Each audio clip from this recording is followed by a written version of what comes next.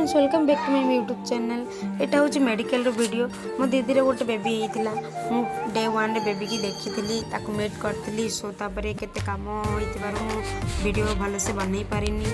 फिर डे 2 रे टिके चेकअप दीदी रिपोर्ट नहीं कि जाइली सेठी सब होकर दिन जाक से मेडिकल चक्कर ही रिपोर्ट आने चक्कर मोर डेटा पड़ेगा। सो डे 3 रे एमती ही दिनटा ही कटि जाता। फिर डे 4 रे आमे टिके गेली मुझे बुलवा जाइलु एपटे सेपटे होतुलु। फिर डे 4 रे हमर डिस्चार्ज भी थिला। संध्या समय हमर डिस्चार्ज कराईगला। सो आमे गोटे कार बुकिंग करके घर को रिटर्न आसलु। देख बेबी आ दीदी सब बसचंती गेली मत विचार कर सी पचकानी पलैला। देखो के तार लाज।